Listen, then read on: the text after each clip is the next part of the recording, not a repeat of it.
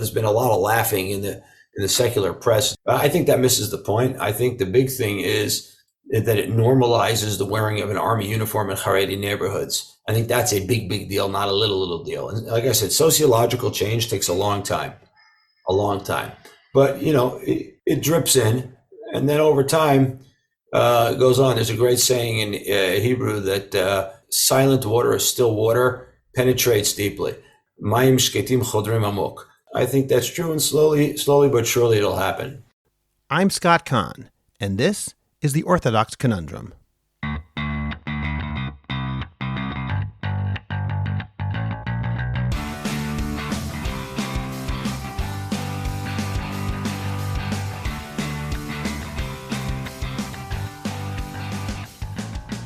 This is the Orthodox Conundrum on JewishCoffeehouse.com.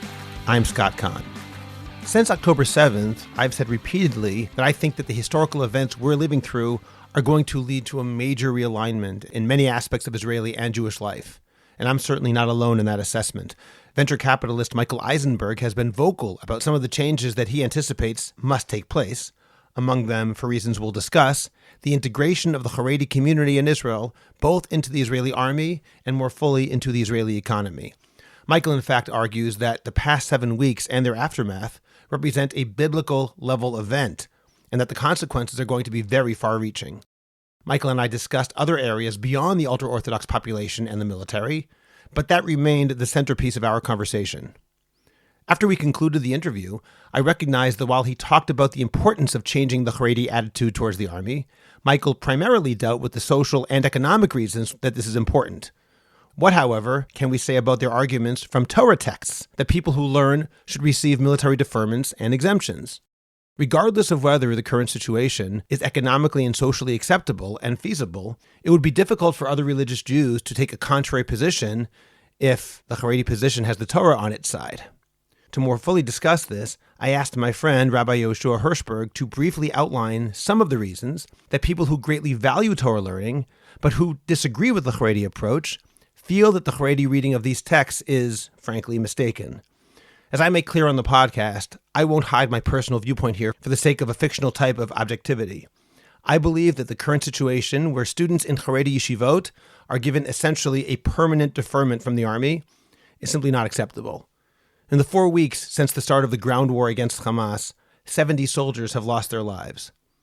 There's something fundamentally unfair about an entire sector of the population being able to avoid this risk completely, all while claiming that they're fighting and contributing in their own way by learning Torah, when simply put, I don't think that the halachic sources back this up in any convincing way. When we add the question of how much metaphysical assumptions should inform political decisions in a modern state, which, particularly according to the Chareidi viewpoint, is not a messianic or redeemed state, the unfairness becomes even more acute. Things really do need to change. In this episode, you'll hear my conversation with Rabbi Hirschberg first, followed by my interview with Michael Eisenberg. And one final point. My two guests and I are all obviously on the same page. But if you disagree and are comfortable expressing the Chareidi viewpoint, please let me know and I'll be happy to have another episode where that viewpoint is offered fairly. We'll start today's episode in a moment. First, let me remind you to subscribe to the Orthodox Conundrum podcast wherever you get your podcasts, and please rate it and write a review. Please read and subscribe to my Substack, Orthodox Conundrum Commentary. Over the past week, I posted 2 new articles. One, entitled, "The Buck Stops With Thee, Not With Me," addressed the issue of taking responsibility, both on a political and on a religious level. And the other, entitled, "Was God in This Place? No, He Wasn't," deals with the religious idea of people kicking God out of the world, so to speak, and our responsibility to bring Him back in. You can get your free subscription by clicking on the link in the description of this podcast. And finally, remember that JCH Podcast Productions is the best place for you to go in order to produce your podcast from start to finish. Write to me at scott@jewishcoffeehouse.com so that we can discuss helping you make a high-quality, professional, and popular podcast. Rabbi Yoshua Hirschberg has a day job in tech, but has taught at a number of yeshivot in Israel. Rabbi Hirschberg has a special interest in the philosophy of the Rishonim and in the history and development of the Torah Sheba'al Peh. Michael Eisenberg is a general partner at Aleph, an early-stage venture capital fund with $850 million under management. Michael has published 8 books, 6 in Hebrew and 2 in English, and lectures on venture capital, Israel, and entrepreneurship. In 2020, Michael established and remains chairman of Nouveau Network, a fellowship program to elevate immigrants to Israel working in high tech, and is chairman of HaShomer HaChadash. Rabbi Yoshua Hirschberg, thank you for joining me today on the Orthodox Conundrum podcast. Thank you for having me. So you and I are both individuals who try, I think, to keep the Torah as best we can. I think we both respect Torah scholars. We both respect Torah study. And that's why this conversation, Yoshua, in many ways is a difficult one, because we're arguing against a position which we in some ways fundamentally respect. But I'm putting my cards on the table here. I think that the common ultra-orthodox attitude towards Torah study, as it is manifested in a demand for exemptions from military service in Israel, is simply mistaken and incorrect and wrong-headed. And I want to ask you about the history of this idea. We're not going to go through the whole sugya. This is not a shiur. This is not a chance to analyze this idea in depth. But I'd like to offer some sources so that people will understand better why people like you and me are against the idea of full-time learners getting exemptions for military service in Israel. So let me throw it out to you, Yoshua. Just begin in terms of the history of this idea. Do you think that this idea has real historical import going way back, or is it something that's more recent? My impression, I mean, if you look at the sources that get cited, right, like the idea that Torah is magni umatzli, it protects you and it saves you, is old. Okay, it's like in the Shas, and so therefore it's a very, very old idea. The modern application of that idea, though, is, I would guess, you will be very, very hard pressed to find any usage of it before 50 years ago. And for obvious reasons, because it's not like we had some kind of a shiloh about drafting Jews to fight in a Jewish army. But, that being said, like for example, okay, when the Gemara talks about Magni Umatzli, Rashi says that it means protecting the individual from suffering and from sinning. It provides a prevention from sinning. Neither of those things translate into, and that's just an example, right? And none of those things translate into that because Talmud Torah could protect Klal Yisrael, therefore that constitutes some kind of exemption from heeding the call for a Milchemes Mitzvah. Okay, and let's talk about Milchemes Mitzvah in a second. One of the main issues against what the Chareidi position is that Milchemes Mitzvah is an explicit mitzvah in the Torah. This means a war which is mandated, a war for the safety of the Jewish people, which is not an optional war, but a mandatory war. In that situation, the Torah itself gives us specific parameters of who is exempt, and in general, Torah scholars are not in that category. Would you agree with that? Absolutely. Sometimes, like, you can quote a source, but like in this case, like there's like a sugya, and it's like so old that it's in like Parshas Shoftim. Like that's all the sugya is. And there's a list of things, and they're actually they're not very spiritual things. They're much more mundane life things. A guy has unfinished business. It's essentially the common denominator of all those things. Let me give you an example where someone might argue that this is a real source for it, which is halachic. I'll talk about agadic sources in a moment. But it says in Masechet Baba Batra, Daf Chet Amud Aleph, page 8a, that people who are Torah scholars, Rabbanan, are exempt from certain mundane tasks and from certain taxes. Now, the reason it seems, particularly as this is manifested in the Rambam in Hilchot Talmud Torah, Perek Vav Halacha Yud, 610, the reason is because of either their respect, in other words, they shouldn't go out and dig wells with the rest of the people because we have to respect Talmidei Chachamim in a certain way, and in terms of building the wall of a city, which is there to protect, and this is also brought down in Yoredei and Choshen Mishpat, they're exempt from paying taxes for building that wall because their Torah is protecting them. Now, I realize that there's a lot here, and it can be understood in many ways, but if someone were to present that particular source to you, how would you answer that, al regel achat, just off the top of your head? I mean, it's very, very weak. It's essentially, right, you're concluding from the fact that somebody gets an exemption from a certain specific tax to the fact that they don't have to, go out and fight when people's lives are in danger, right? And as you mentioned, right, it's because their Torah is protecting them. It doesn't mean it's protecting the guy next door to them. That's an important point. It doesn't say that, and that, to me, the key element here is it does not say that city does not need a wall. It says that when the city builds the wall, they don't have to pay for it because they personally are protected, but no one else is. If it had said that particular city with a sizable population of scholars does not need a wall, well, that might be an impressive source, but there is no such Gemara and no such Rambam. Right, exactly. And it, as you said, it doesn't say the city doesn't need a wall. right? Yes, absolutely, and that's in line with the previous Gemara that we mentioned, where it's implicit that the protection that the Torah provides is for the individual. All right. Now, there are some Gemaras that say that the protection Torah provides is broader. There's a Gemara, Masechet Sanhedrin, that talks about David and his Sar Tzava, Yoav, saying that if not for David's Torah learning, Yoav couldn't have gone out. And if not for Yoav going out and fighting, David couldn't have learned. On the other hand, I'm not sure how that translates into all Torah scholars protect the Sar Tzava, the general. It means that the Gadol Hador, the king, his Torah protects it. I'm not sure you can translate that into saying that everybody's Torah protects. Yeah. So, I mean, first of all you need to say is that it's an agadic source. That sort of ends the conversation. The question is how to interpret that agadic source. And as you point out, it's a big jump from the Gadol Hador to anybody who's sitting in a base medrash. When coming to it, the agadic sources, I think really is the core issue here, actually, even though it's a halachic question. You opened up with, like, obviously, I personally, I have a lot of respect for. It sounds even funny when you say it. They like tell me that's an understatement, right? But at the same time, I feel actually that there's a kind of a cheapening of these ideas of Chazal, because I would explain it actually through the Rambam's famous 3 groups of people of how they understand Midrashim. So anybody who's learned Midrashim knows that there's a lot of sort of outrageous stuff in Midrashim about, like, Moshe Rabbeinu was 10 amos tall, and he jumped 10 amos, and he had a sword that was 10 amos, and he hit Og Melech HaBashan on his ankle, and all kinds of stuff like that. And there are 3 groups of people, 3 different... Which, by the way, the Netziv takes literally, I believe. But leaving that aside. Oh, really? Yeah. But let's stick to the Rambam now, right? So the Rambam says, there's 3 groups of people who understand Midrashim. One of them says, okay, but if it says it, we're going to understand the pshat level of the Medrash, and whatever it says, we're going to take literally. And then he says that leads people to absurdities. It leads them to believe in absurdities.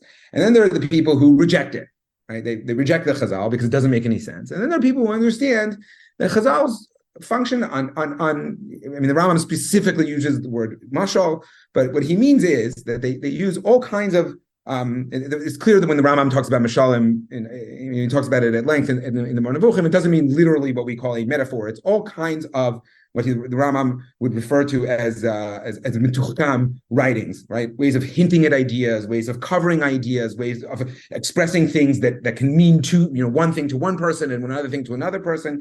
And I truly believe that the Torah protects people, right? I really actually do, like, in a very extreme sense, and it protects the individual greatly.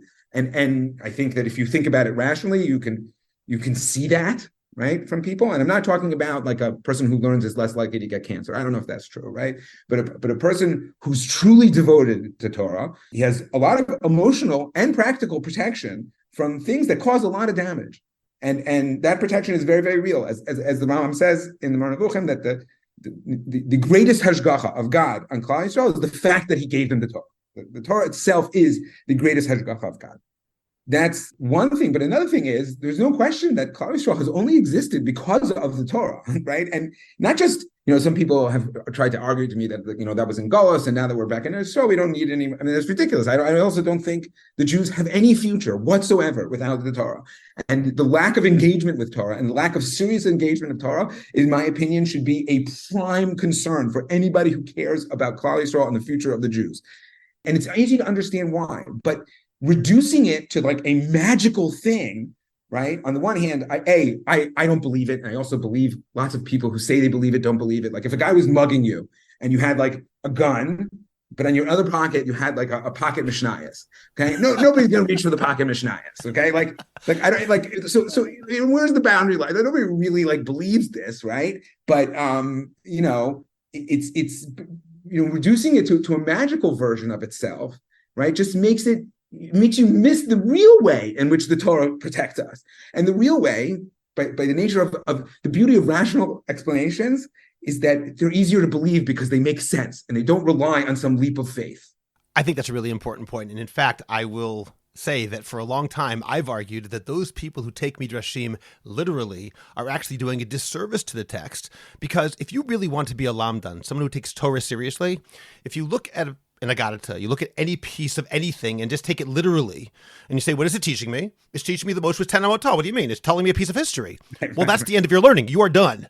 On the other hand, if you have to figure out what it actually is trying to say, what are Chazal trying to indicate about the character of Moshe Rabbeinu and the nature? What does 10 Amot mean? Which it's a very pregnant phrase in halacha. And what does Og represent? Now the real work begins. It's almost like taking it literally is the easy way out. Right, 100%. There's no question that taking it literally is the path more traveled. It's the easier path. Yeah, no thorns in the way. Okay, so using that idea, I listed myself today in preparing for our conversation 4 reasons, and these are not off the top of my head. This is something I've thought about for quite a while, but 4 reasons that I think that the common ultra-orthodox understanding of these Gemaras, of these Mamrei Chazal, is mistaken. I realize there are very, very important people, far greater than us, Yoshua, who feel differently, which is going to be a question I'll ask you in a moment.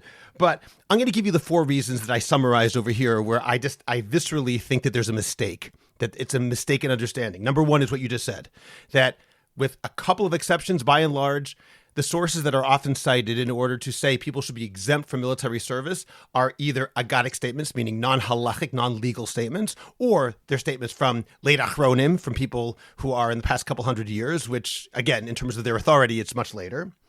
Acknowledging that there are exceptions, like that idea about tax, but they're almost all agadic statements. Second of all, even if we were to only emphasize the halachic gemaras, as you mentioned a moment ago, these halachic gemaras are predicated on the assumption that we are living in a redeemed world, which I'll translate as a time when the divine presence is obvious and there is a direct correlation between our spiritual actions and the physical results.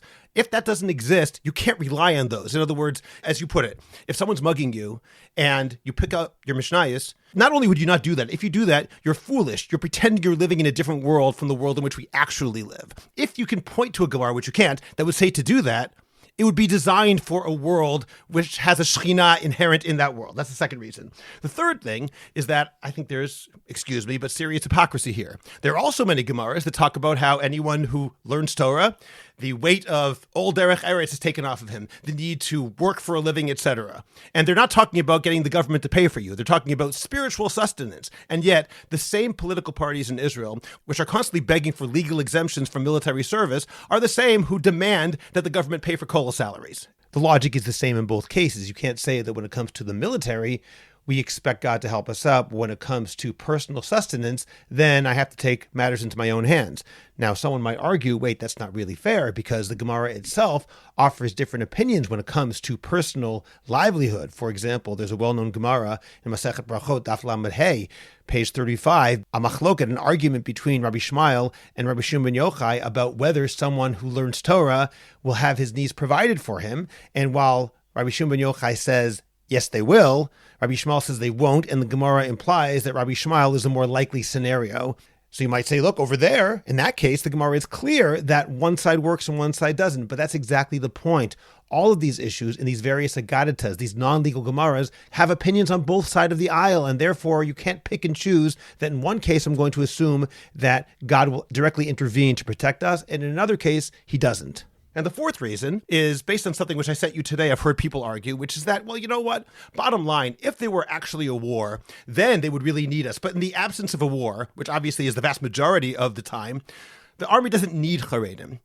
Leaving aside the fairness of this particular issue, what's happened over the past 7 weeks has demonstrated the fallacy of that argument, because when a war happens, there's no advance warning. It just happens. And when that war takes place, if you aren't already trained in the army, you can't just say, oh, now I'll join. It doesn't work like that. My son is being drafted into the army in about a week. He's not going into Gaza the next day. He's going to have months of training in order to be able to participate. So the argument that should there be a Milchemet Mitzvah Midoraisa, a Torah-mandated war that we have to join, then we'll join, it's too late, because by the time you join and you can actually fight, the war will presumably be over. Those are my 4 categories. I'm curious if you want to add anything to that or comment on that. So yeah, those are great. Okay. So I think the first one we more or less discussed, right? The second one was, I think, a really important point, and I think also I'd just like to maybe add something to it. I would go even a step further, which is Hashgacha Pratis as a whole is let's call it a sugya. Okay, it's unfortunately a sugya that is the, how should we say, it is the the scapegoat of a lot of people's fantasies, right? A lot of people want to believe that it is a certain thing, and therefore they convince themselves that it is that thing, and so on and so forth. But in reality, it's like a sugya that the Rishonim have discussed, and so on and so forth. And across the board, the Ramban has a very beautiful statement in the Shar Gmul. He sort of says, he discusses all these rules of Hashgacha Pratis and Schar Va'onesh and Olam Hazeh and how it works and all kinds of stuff like that. And then he says, but by the way, like none of this actually will help you to understand why things happen in this world. When something happens, at the end, you just don't know why it happened, right? We don't know enough about God's Hashgacha to be able to say, even after the fact, right? Oh, you know why that happened? It happened because of X, Y, and Z, right? And we also don't know enough about human beings and so on and so forth. And he says, okay, but so what if you ask me, okay, so what's the point of discussing all this stuff?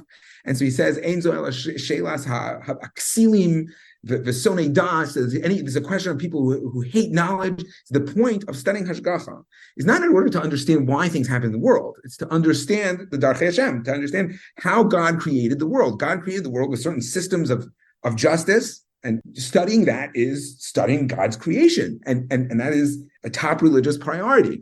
But implicit in all of this is, and I'm going to argue not just this Ramban, but you would be very hard-pressed in any Rishon to find not the claim, beyond the claim that you can figure out why things happen, but that you should somehow use your knowledge of how Hashgacha Pratis is supposed to work as a predictive factor in halachic or otherwise policy, right? You can't say, oh, but like there's no such discussion.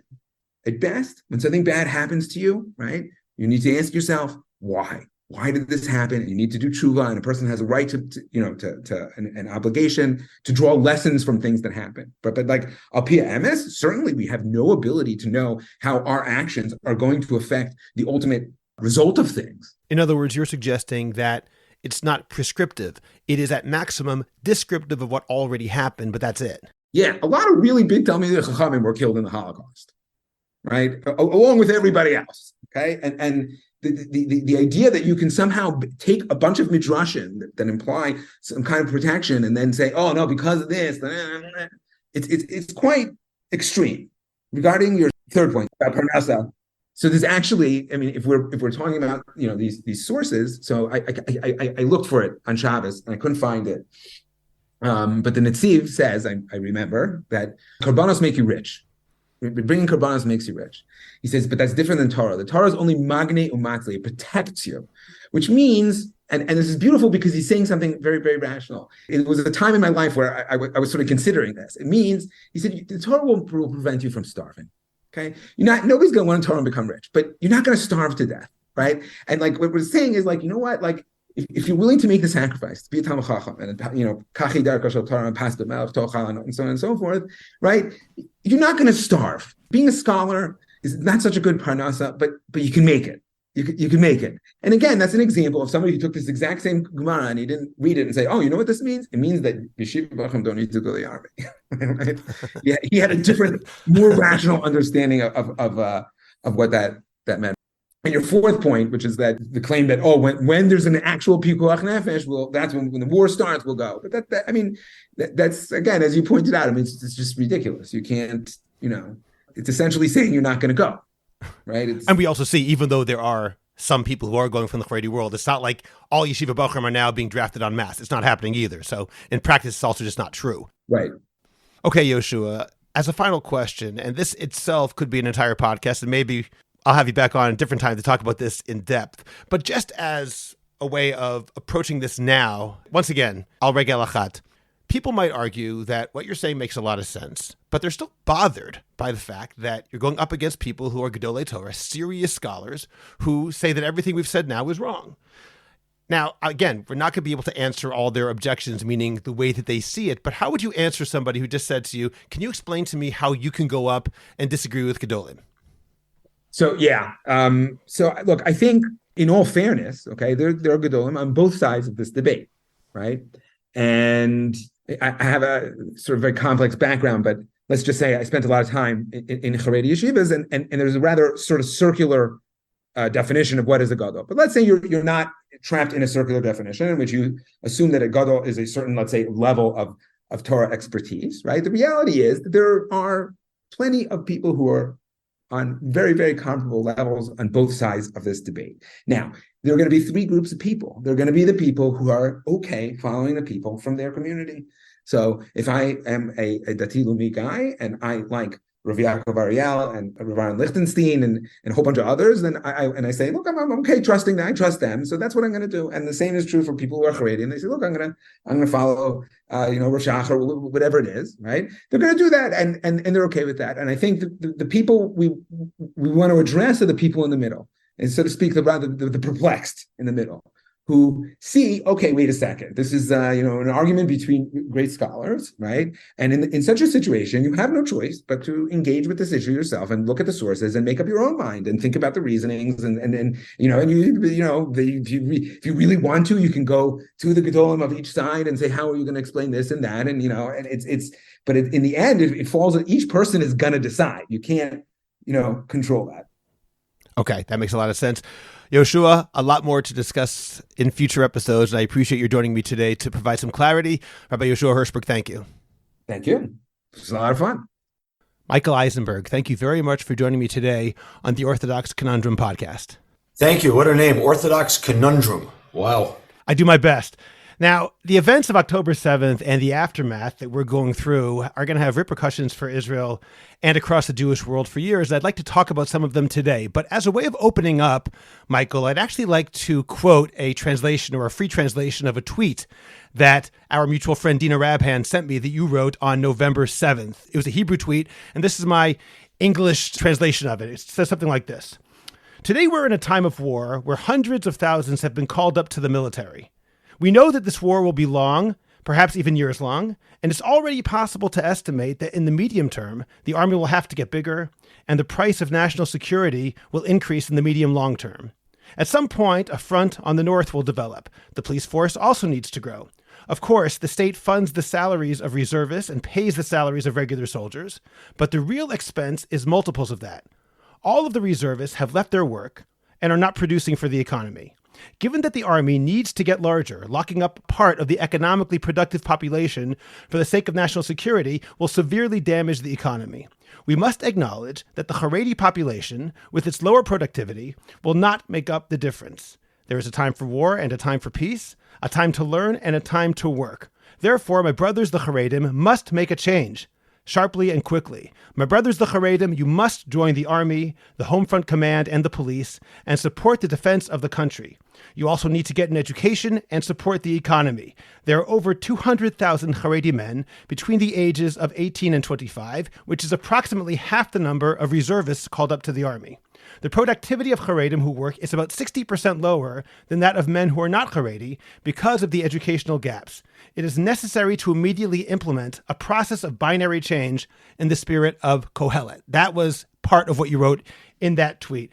So I'd like to open up talking about what you said there, this contention that because the Israeli army needs to expand and because the economy needs additional productive workers, that frankly, the Chareidim simply have to drop the way they've been dealing with the army for the past decades and longer and join the army. So my opening question is, do you think, by and large here in Israel, that the ultra-Orthodox population has any interest in heeding the call that you're making now? Because certainly on a political level, they seem extremely reluctant to do anything of the sort or worse. So, by the way, you called this the Orthodox Conundrum, right? You launched into just about the meatiest matter that's out there. And so thanks for warming me up with some softballs. You're very welcome, Michael. Your personal comfort is obviously my number one priority. I've had the fortune since the war started, but also much before, of speaking to many younger Charedim, people who are studying technology now. But not only, I gave a shir about 3 weeks before the war on the topic of whether the economy is doche Shabbat. We're familiar with Pikuach Nefesh Doche Shabbat. I've written together with a chavruta, I've written a tshuva on whether the economy is Doche Shabbat, based on what happened, we've forgotten about it already, when Silicon Valley Bank crashed on Shabbos. So I gave a shir. We have a shir in a Chareidi yeshiva actually, which was fascinating on this topic. And so I've had a lot of connectivity and dialogue and speeches I've given with younger Charedim. And it's my view that the younger Charedim are eager for a change. and they're eager to take responsibility and become a part of the state of Israel, of the economy, and in some cases, as we've seen since the war started, even the army. I think it's fair to say that the Askanim, as the case may be, and the Rabbanim are still playing the movie of 25, 30, 50 years ago. As has happened many times in history, it's not unusual to the time we're in today. And so I think we have an opening now. I think we're at a new time. And that's kind of the Asay Tov part of it. There is a Surmerah part of it also, which is there's a day of reckoning coming. The economy of the state of Israel is about $500 billion right now, which is significantly bigger than it was 50 years ago. But with that growing economy, there's been growing expenses for what they call here transfer payments. We call in America welfare payments. We can't keep supporting that if we have significant numbers of the most productive people in the economy called up for reserves. If we're going to need more people in the military over time, which means that expense base, my guess, is going to at least double over time, whether it's the military or the police or home front command. And so it's going to become necessary, because otherwise, I'm a big believer that the economy sits just about above all, because it dictates a lot of things. Technology dictates change. The economy dictates where we spend our money and the priorities that we invest in. And then there's, ideology and religion, et cetera, which kind of guides the meta goals and what people are willing to sacrifice for each of those other things. And so the economic realities are going to dictate that we need to make change. And that's just a fact. And many of the recipients of the transfer payments today, or the welfare payments, are Charedim themselves. Okay, Michael. Now, I agree with you. If I were to take the Chareidi position, however, at least the oft-stated Chareidi position, they will say, and you mentioned before this meta goal of religion that sets perhaps the framework in which economics operates and in which the military operates too, they would say, however, that our job in learning Torah and our getting military deferments isn't actually a real deferment from the military. We are the reason that the military even is able to work, because our spiritual exercise is actually giving strength to the soldiers. As we learn in yeshiva, we are actually part of the army in our own way. That's kind of what they say. Again, I don't personally accept that argument, but how would you respond to someone who says that what you're saying is very nice, but it's a violation of their viewpoint? So there's a few things to be said here. Number one, there's going to be probably a commission of inquiry set up when this war is all said and done to investigate the politicians and the heads of the army. If what you said now is to be taken at face value, I would assume that they'll haul in all of the Rosh Yeshiva, because this notion of Torah Magne Umatzle clearly failed on Simchas Torah morning. I actually wrote an article about that about 2 or 3 days ago. So if there's partnership in the defense, that would be the case. By the way, funny story, like 2 weeks into the war, I got a call, maybe a week and a half, I got a call from a well-known Chareidi person in this country. Says, hey, maybe you have an idea of some Hesder Yeshiva where guys were called up because the Chareidi Yeshiva in Ofakim needs a place to go because, it's dangerous in Ofakim. So I wrote to him afterwards. I thought Torah Magne Umatzle, so they can move it to Gaza. But needless to say, I didn't get an answer. Surprisingly. So I think that's kind of, one side of it. I think there's another side which I often joke that even though we daven, I'm a chadesh b'tuvo b'choyom tovim ma'aseh v'reishis, every morning, we actually don't believe that. Which is because most people get up the next morning because they think tomorrow is going to look like the previous day. And if we knew that tomorrow was going to be so different from today, it would drive us crazy. So people actually don't believe I'm a chadesh b'tuvo b'choyom tovim ma'aseh v'reishis. No, tomorrow is kind of like today. But in fact, there are periods in history where in particular tomorrow doesn't look like today. And I believe we were already in the middle of something like that, particularly since COVID. And I have proof of that, which I'll give you in a second. But it has been accelerated dramatically, but I mean dramatically, since the war started. I'm getting this on inbound from Charedim, and also on outbound. But I wrote this scathing letter 2 days ago against this Rav Bunim Schreiber, who said absolutely disgusting things about the Medina and Chayalei Tzahal. I wrote this piece, and I got a lot of, for the first hour or two, like, what do you expect? He goes, a different thing, and he said, no Shas and Poskim, and this, that, and the other. And some other people said, it takes a lot of courage to attack a guy like that. It was irrefutable, the kind of manipulative narratives that this man who's so to speak a Rosh Yeshiva was using. And I attacked and I spread it absolutely everywhere, and the thing went totally viral. Anyway, within 2 days, he published a non-apology apology in the Atid Naaman, in which he said that my stuff was, my words were quoted out of context. By the way, I watched the whole speech. They weren't quoted out of context at all. I didn't watch the social media thing. I don't respond to people based on snippets on social media. I try to do the full work and read everything. And then a Chareidi member of Knesset, Moshe Arbel, came out and basically censored him as well, and everybody has distanced himself. What does this tell you? It tells you that Charedim are on social media because they were super sensitive to what was going on social media. And that WhatsApp, which is on every Chareidi's phone at this point, okay, is whipping these things around at rapid pace. I wrote a piece about Charedim, I don't remember, 2 months ago. A friend called me back, a friend called me, a day or two later, he says, it's like the most viral piece on the NIAS groups, which is like the news groups in Chareidi WhatsApp. They're getting everything. And so the world has opened up, technology opens it up. They're sensitive, and they're correct to be sensitive. And I think the last thing is that this younger group of Charedim has real koichas. These are ambitious people who need education, who want to become a part of the state of Israel. Not all of them, but want to become a part of it. And I think they're going to force from the bottom up. And the world has changed. The world used to be much more top down. It's today much more bottom up.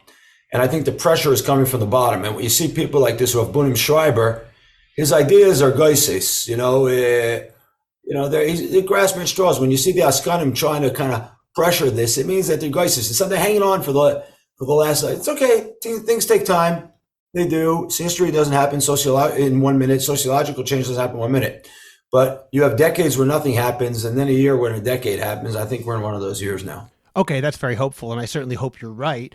I'm going to push back and say another possibility of what's happening, which is that the Askanim and the others who are pushing back are not pushing back because they agree with what you're saying. They're pushing back specifically to avoid the conclusions that you're coming to. In other words, when somebody says something which people will look at as beyond the pale, as way too extreme, they want to push back so that they can remain within the window, within the framework, and therefore they can say, no, we value the army, we value the state of Israel, but obviously we have to do our part in learning. Because once you go too crazy, so to speak, then your whole argument gets undermined. So maybe the pushback is just to try and maintain the status quo, while at the same time not sounding and using the same sound bites that they did in the past. Scott, so you're right. That is the pushback of the Askanim and the Rabbanim, but it doesn't matter at the end of the day. There'll be people who pay lip service to it, but there is what my Chareidi friend, I won't quote him by name because I shouldn't get him in trouble, calls Likui Mo'orot, right? At the rabbinic level right now, and you see this also, by the way, today, someone sent me a recording of the Rosh Yeshiva of Mir in America attacking without name what Rav Aaron Feldman did about not sending guys to the protest rally or the positive rally in Washington, D.C.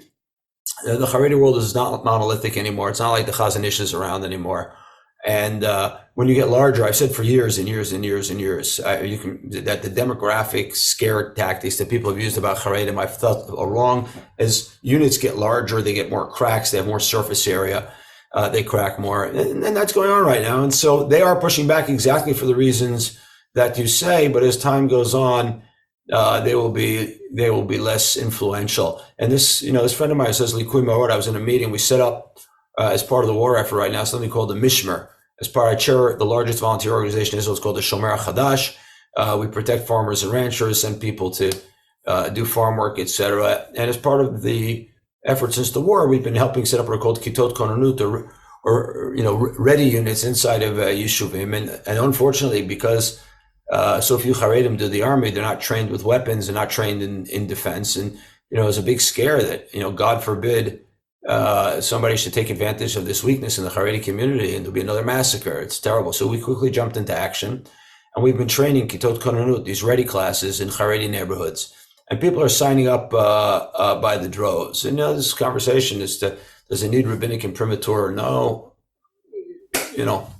Then let me ask you another question on that same topic, because in another tweet I saw you wrote to Chaver Knesset Moshe Gafni. I don't know if you responded, but there was a video around Sukkot, and you said on Twitter, I invite you to meet me anywhere. I don't have the exact language here, but meet me anywhere, my sukkah, your sukkah, a Beit Midrash, to discuss why if we don't change the way that the Chareidi world is operating, not only will it be bad for Israel, but the Chareidi community itself will collapse. Can you explain what you mean by that? It's the same point, which is, part of my issue with Gafni is that he talks about things he doesn't fully understand economically. He wanted to try to create differential interest rates for people who own houses with high leverage on them, meaning his electorate, and was taking on the governor of the Bank of Israel and threatening the independence. When we all know that the stability of the economy depends on having an independent governor of the Bank of Israel.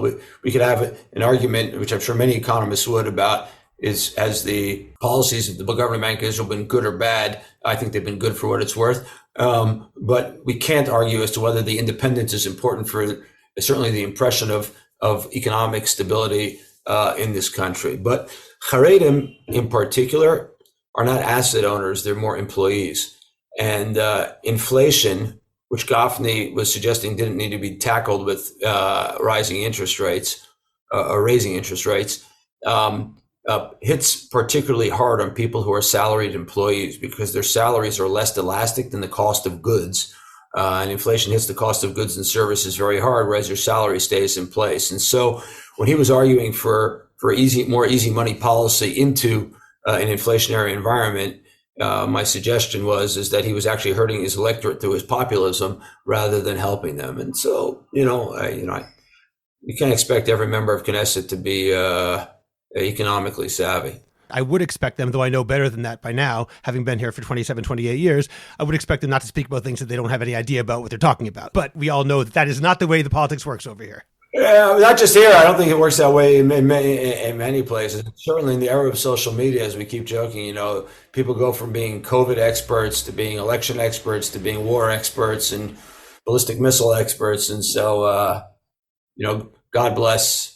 Let me ask you a question then. What do you think is the more pressing concern right now? That Charedim join the army or Charedim join the economy in a better way, in a more productive way? Which is the more pressing issue if you had to choose one that is really important for Israel today? The economy. One is because I think it's more realistic in the short term. And people, when they're 25, can join the economy. It's harder to join the army at that age. And number two is we're going to have to pay for this war and the increased defense expenditures. And every significant increase or even minimal increase in Chareidi productivity makes a significant contribution at this point to the economy. Moreover, I think it spills over to their kids. And it has kind of trickle-down effects in a couple of ways. One is it reduces the amount of transfer welfare payments that you need into that sector. Number two, it increases the tax base out of that sector. Three, I think it increases agency, and agency is critically important. And four, it makes their kids want some of those improvements in lifestyles also. And I think that's super important. What is going on that's interesting, though, is you have all these quote-unquote Chareidi celebrities, from Aryeh Deri's son, a guy named Yaki Adamker, to I think Aryeh Ehrlich, the Chareidi journalist, and a few others who have signed up for the army. And there's been a lot of laughing in the secular press at the fact that there's signing up for what's called Shlav Bet or Gimel, whatever it is here, and they're going to do 2 months and then some reserve duty, or 2 weeks and then some basic training. I think that misses the point. I think the big thing is that it normalizes the wearing of an army uniform in Chareidi neighborhoods. I think that's a big deal, not a little deal. And like I said, sociological change takes a long time. But it drips in, and then over time goes on. There's a great saying in Hebrew that silent water is still water, penetrates deeply. Mayim shketim chodrim amok. I think that's true, and slowly but surely it'll happen.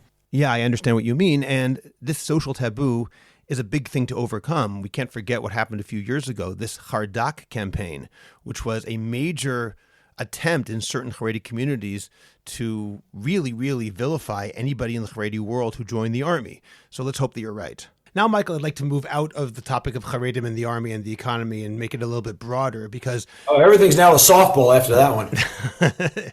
Let's hope so. October 7th Simchat Torah, what happened then and what's happened since then, has created a brand new situation. You said that quite explicitly, and I fully agree. There's going to be some sort of realignment. There are going to be major changes in many spheres. I think politically, I think religiously, I think in many different areas of Israeli society, things are going to change radically. We don't have any idea yet how that's going to be. A shock like this will make that change. And I'd like to ask you about your vision, Michael, for larger Israeli society. What sorts of changes that have been set in motion by October 7th? Now, obviously, nothing is worth October 7th. I don't want to be misunderstood. I wish there were no changes and October 7th had never happened. Now that it's happened, though, and things are going to change, if you could set forward a vision of how you'd like Israel to look different when all this is over, when the war is in the rearview mirror, whatever that means exactly, and we can move forward, what's your thoughts about the vision for Israeli society? So I think it's first important to take a step back and acknowledge that the massacre of October 7th, the Simchas Torah massacre of October 7th, at least in my view, is a biblical level event. This is not, I've been walking around calling it a Ruah Tanachi. I have a friend, former general in the army, Gershon HaKohen. He's a Tanakh expert in addition to everything else, a Lamdan. And, early on, he and I talked about how this is really a biblical level event. It's a cataclysm, not just for Israel, but for what's going on in the world. I mean, you look in the streets of London and Paris and New York and the ripping down of American flags and, the ripping of British flags and the chants going on, what's going on at campuses around the United States and the world. This is a biblical level event, not just for the Jewish people. And it needs to be acknowledged as such. And I don't mean to be over dramatic, but I think when you say vision for Israel, I don't think that it stops there. I think this is a vision for what the Western world wants to stand for. And candidly, I'll argue it might be a bigger event for diaspora Jewry than it is for Jews in Israel for a variety of reasons. Something we see coming out of this is a lot more solidarity on the part of diaspora Jewry among itself and between diaspora Jewry and Israel. And, for argument's sake, if you had people on the so-called left in America who are part of the progressive movement who now turn on them and their Jewish identity has now emerged due to what happened on October 7th, and the people they thought were friends turned on them and became anti-Semites, you're looking for a new home. And this is cataclysmic. All of a sudden discovering, for example, that in the curriculum of the high schools of Atherton, California, which there are plenty of Jews, there's all sorts of, almost pro-Hamas or Palestinian narratives that are being fed to your kids. And the educational system in California has been overwhelmed by wokeism and this kind of decolonialization and anti-Semitic narratives. You've got some reconsidering to do that are of biblical proportions. And so I think we're in a dramatic moment. And you overlay on that. I don't believe this is short. Like I've said, you've heard, you quoted me as saying it. I think we're in a multi-year conflict now that comes around about every 80 years. If you kind of go back in history, it's either 40 or 80 years roughly, but there's a cycle of these things and they take a long time. And once every 80 years or so, history changes pretty dramatically. And I think we're in the middle of that period or right at the beginning of that period right now. I think it started with COVID. And I think 3 years in, we have two major wars already. We have Ukraine and Russia, and now we have Gaza and Israel. The Iranians are rearing their head and trying to cause a lot of trouble. You see the Houthis in Yemen. And so we need to recognize that this is biblical. Now, from every challenge like this comes opportunity. You think about the emergence of Zionism. Emergence of Zionism comes after the basic beginning of the creation of nation states across Europe. And, what Herzl had that was lost on many others was he had conceptual supremacy over others. He said, forget about the shtetl, forget about the community. We can create a state. If everyone's creating a state, we can create a state.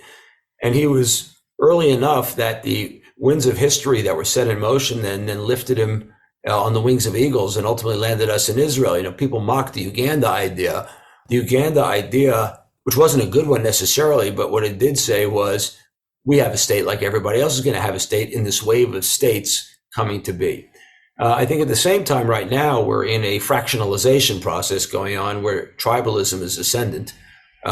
You see that also in the ruptures within societies. You can call it red and blue in America, progressive versus conservative, and many other sub-tribals. in Israel, you had what happened on the judicial reform, but even before that, the horrible speech of President Rivlin here about the 4 tribes of Israel, which I thought was a terrible narrative, quite candidly. But that's the period we're in right now. And so the question becomes, I'm actually writing this in my next book now, in my book, my sefer on Vayikra called Shevet Shoeg, I describe this notion of respectful tribalism.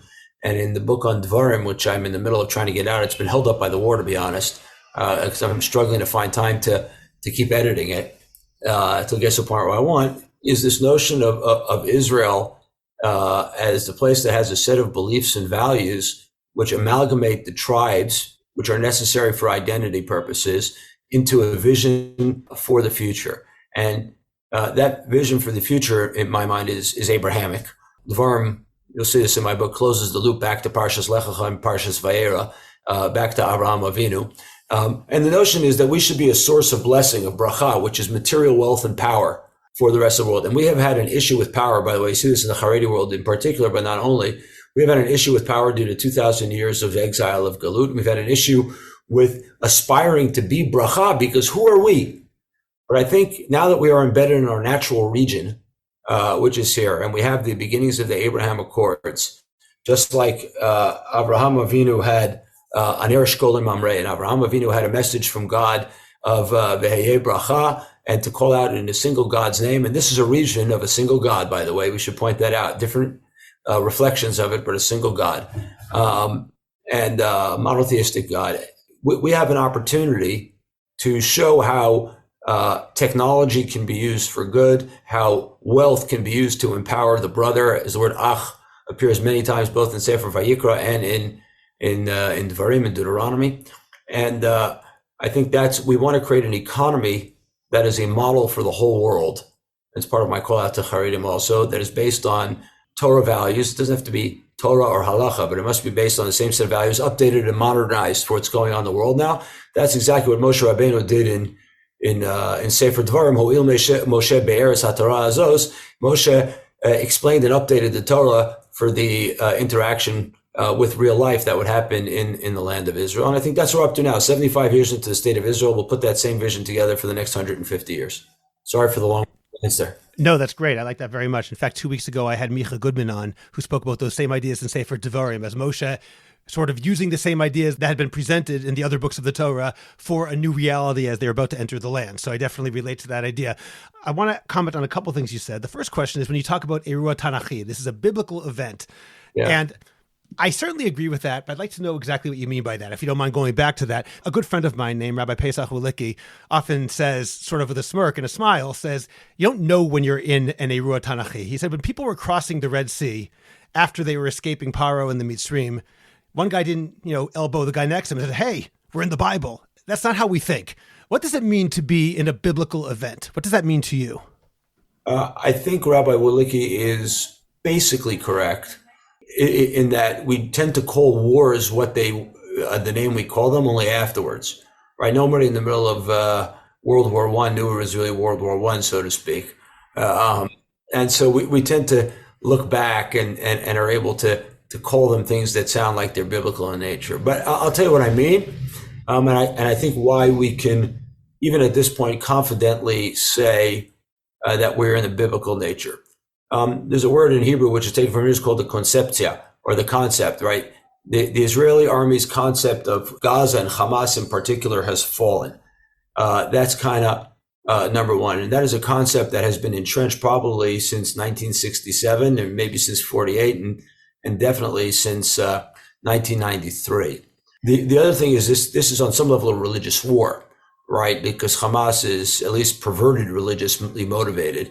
In a perverse way. I know many Muslims who don't care for Hamas, so I wouldn't call it Islamic, but there is a certain violent jihadi notion to what Hamas is propagating that is, posted against Israeli, Jewish, and Western values here. And that's why they clearly say we're coming for the Christians next, or we're coming for the West next. It doesn't stop here. And so I think that kind of narrated war of civilizations is very meaningful. Three, this is the most Jews killed in one day since the Holocaust. And by the way, probably a long time before that, everyone talks about the pogrom of Kishinev, but not this many people were killed in the pogrom of Kishinev either, nor obviously in Tarpat in 1929 in Hebron. This is many more people. And, it's been oft compared to Pearl Harbor or 9/11. This is dramatic, even more than that. We moved 120,000 people out of their homes.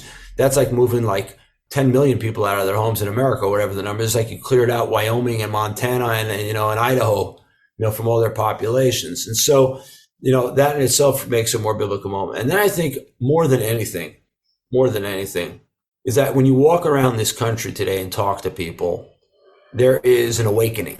There's both what I would call a pall of sadness, of anger, and some levels of despair and frustration also. Those are not the same things, obviously. And then there's an awakening going on that on a few levels. One is, we're too small a country to leave the public service to middling people who are kind of enslaved to consensus.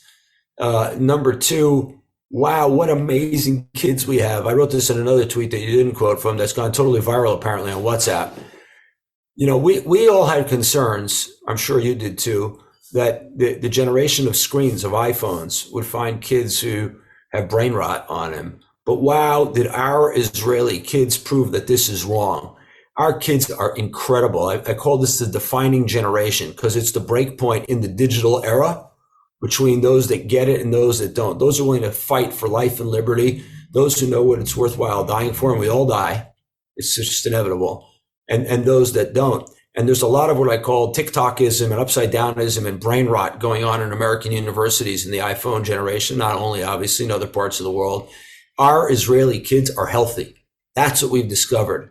They're not just healthy, they're motivated and inspired. And when you see a break like that, when you see people, kids, that's our future, is our kids willing to stand up and do something about it, you'll know we're in a biblical moment. This is a defining generation for the digital era, and it's inspiring. I find myself humbled, mamash humbled, with the amount that we have to learn from our kids here in Israel.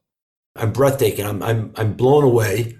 They have taught the entire world, and I don't care if you live in Teaneck or Los Angeles or Miami and you think your kids are doing great. They're not doing as great as these kids.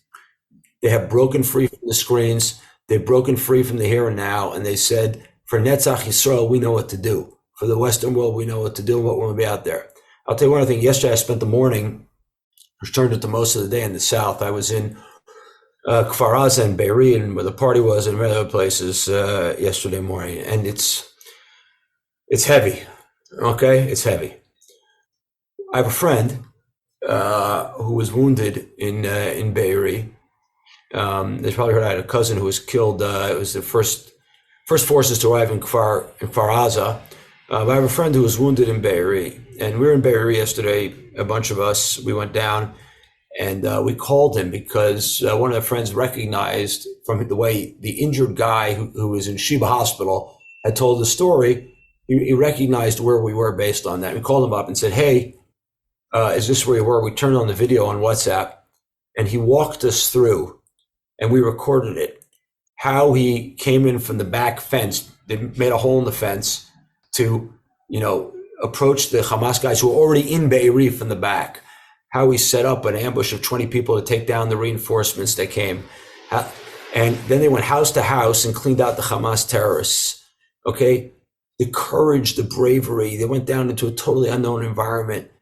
And the willingness to sacrifice on behalf of the civilians of Klal Yisrael, it's just like, wow. I was sitting there listening to a guy, he's younger than I am, significantly even. How small a person am I compared to this person?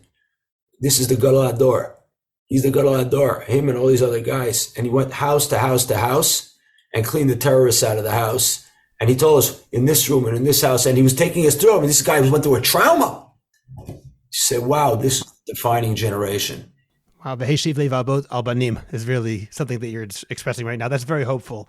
Michael, let me ask you about something else that you mentioned before, about how we have to create material wealth and power, but we have to do it based on Torah values.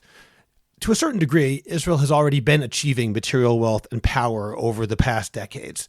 So what would change now? In other words, if we do look at this period that began on October 7th as the beginning of some sort of realignment and a change in the way we do things, what does it mean that we would add Torah values to what we've been doing now? What, in other words, would be different from what has happened on October 6th and beforehand?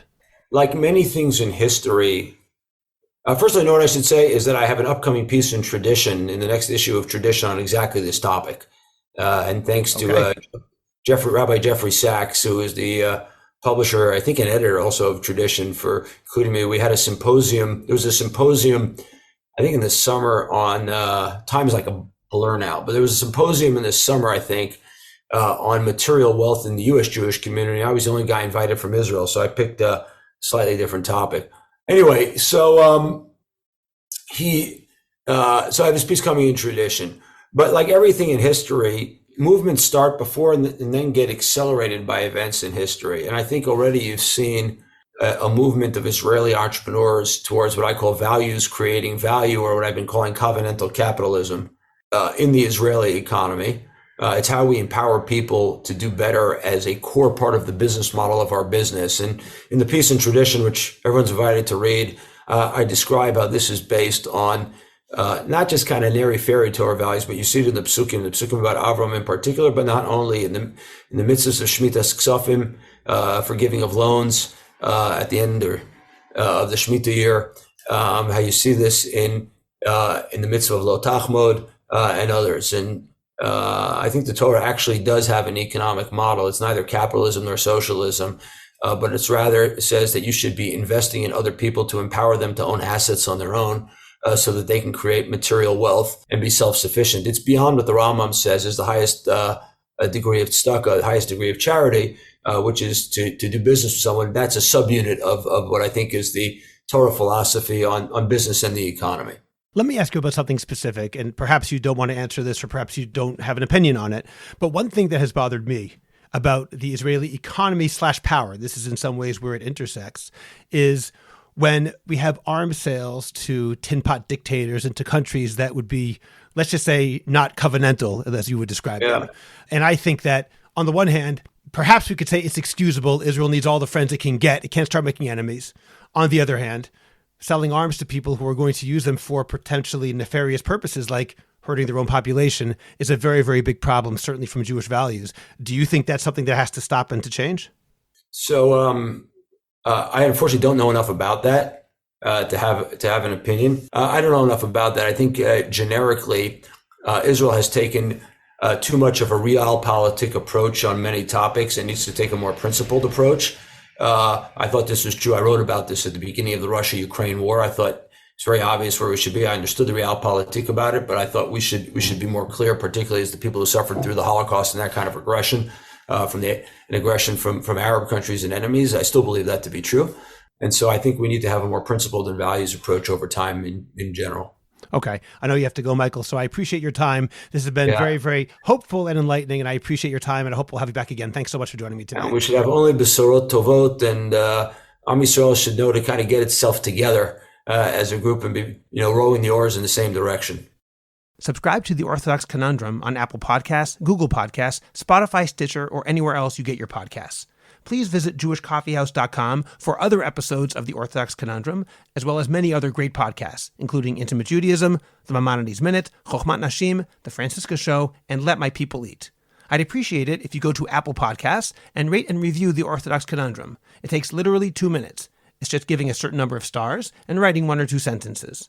Please like the Orthodox Conundrum podcast on Facebook and join our growing Facebook group, the Orthodox Conundrum Discussion Group, where you can feel free to discuss issues in Orthodoxy in an honest and friendly environment.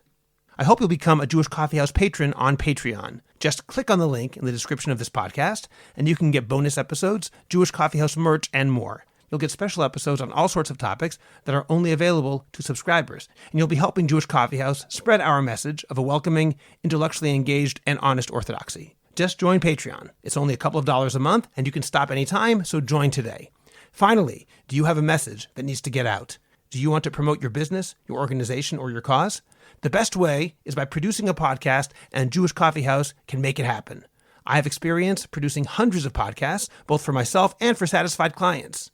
Whether you want to learn everything you need in one day, or relax and record and let me do the heavy lifting, Jewish Coffee House Productions will work with you to make it happen and make it even better than you imagined. Let me help you today. Write to me at scott@jewishcoffeehouse.com or go to jewishcoffeehouse.com, click on Productions, and sign up for a free consultation. Make your voice heard, promote your cause, sell your product, and engage an audience now. I'm Scott Kahn. This has been The Orthodox Conundrum on jewishcoffeehouse.com.